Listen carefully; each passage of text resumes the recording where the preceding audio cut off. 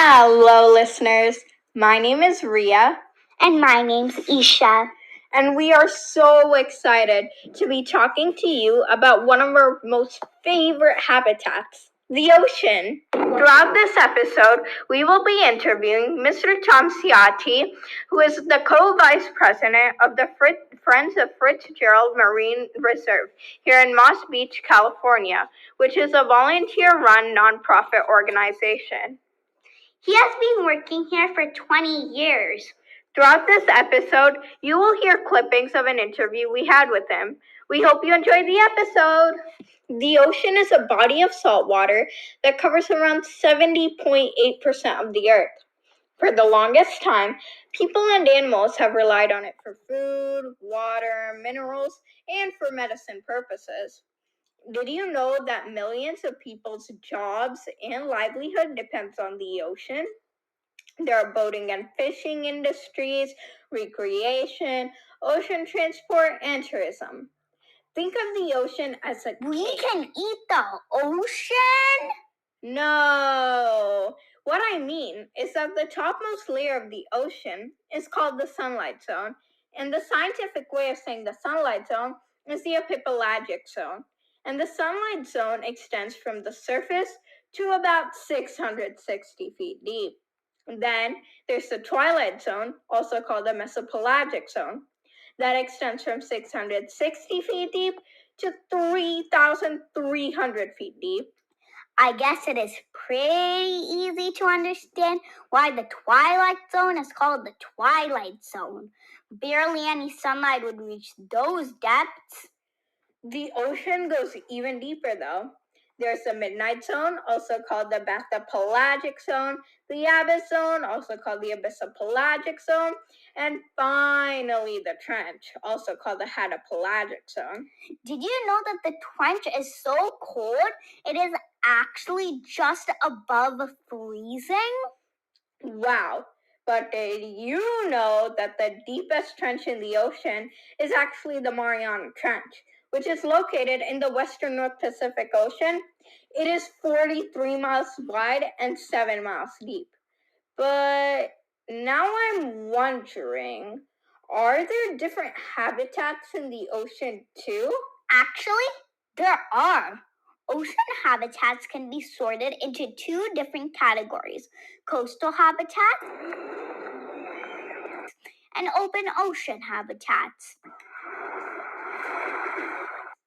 There's so many habitats in the ocean, such as kelp forests, coral reefs, and tide pools.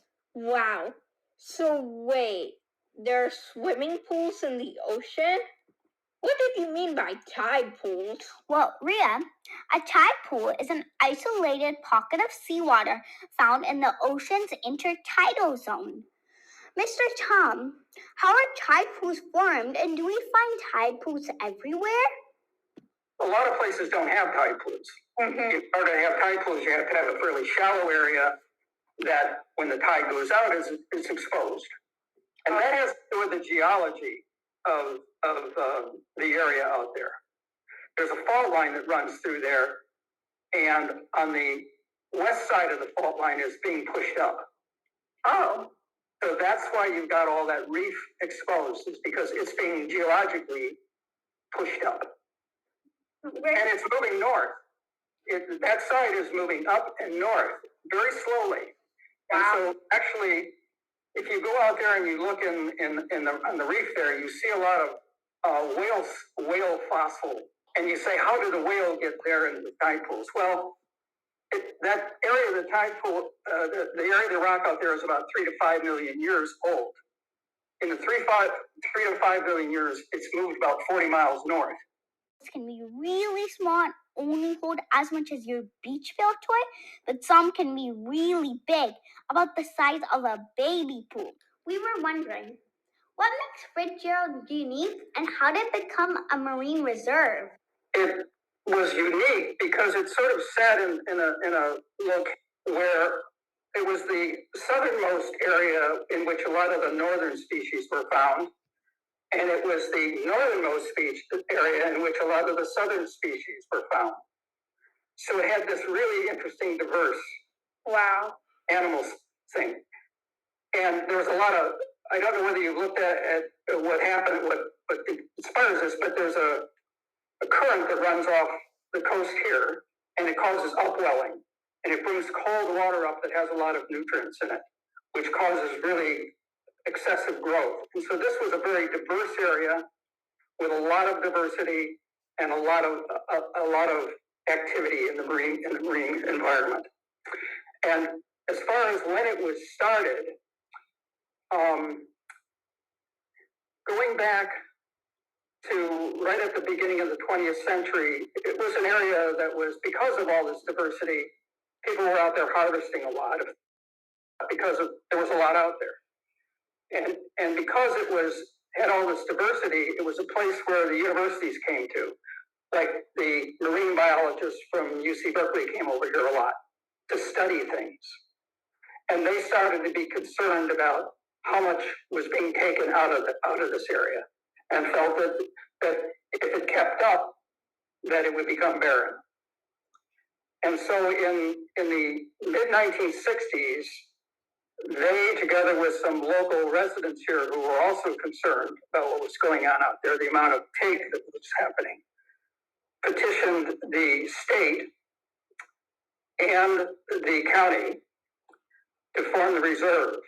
Tide pools hold a great diversity of life, such as sea anemones, starfishes, mussels, sea urchins, and even some octopuses. What are some of the changes you've seen over the years? Of changes just in what you see out there. The number of both the diversity and the number have been going down over the last 20 years. So for instance, in 2013, we had a major disease that affected the sea stars, and we lost a lot of our sea stars, including some species had not come back. Basically, what would happen is the sea stars would get these white lesions or spots on them, and then they just fall apart. Wow. And they just melted. Their flesh just sort of melted. Oh, wow.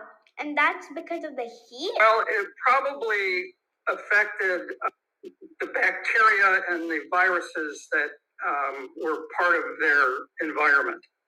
Okay. And caused them to be more susceptible. It probably affected their immune systems and made them less immune to some of those critters. You do know that even though the water out there looks clear, that in 2 drops of water, there are 1 million bacteria and 10 million viruses. Wow.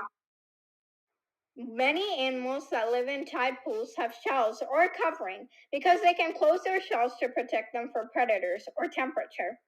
Are there any special adaptations that you see that animals that live in tide pools have that other animals that live outside tide pools might not have? So, like, does a starfish in a tide pool have different adaptations than a starfish not in a tide pool? Well, sea stars are able to shut down their metabolism. So when they breathe through their skin. Okay. So they basically shut down their metabolism. They hibernate, if you will, for a short period of time. This is getting pretty fascinating here. They basically shut down. Other things also attach very, very tightly. When you're out of the water, most of the tide pool animals try to hang on and stay wet. And so a lot of them have different strategies for doing that. Oh. You know, like the anemones. They fill their guts with water, and then they close up. And they cover themselves with sand, which acts like a sunscreen for them. Why buy sunscreen next time I go to the beach? I'm just gonna cover myself up with sand. So that's how they survive being out of the water. Since tide pools are so uncommon, I wonder what we can do to protect them. So, are they important generally in the ecosystem? What would happen if we didn't have tide pools? Would the rest of the ecosystem, like the actual ocean, get affected? Probably. You have to remember that most of the animals that live in tide pools are broadcast spawners. That means that the males will throw their sperm into the ocean, females will throw their eggs into the ocean. The eggs will get fertilized, and then the larvae that come from fertilized eggs are out in the ocean.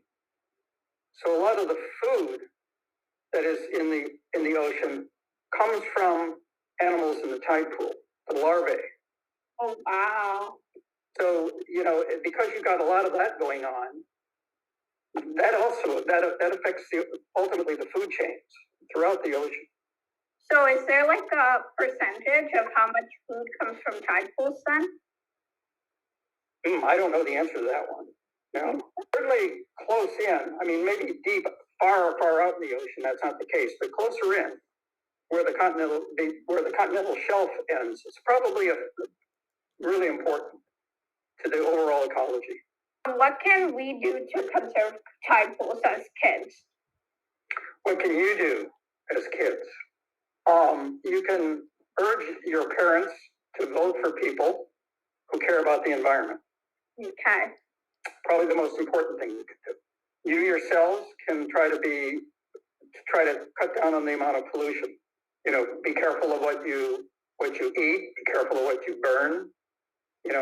Try to be ecological. Cut down on the amount of plastics that you do. Travel. Ride your bike rather than getting in the car. Fossil fuels. Probably the political stuff is the biggest thing we can do right now, is to get people in our government that are going to actually address climate change. Thank you so much, Mr. Tom, for the advice. I'll definitely start doing that more often.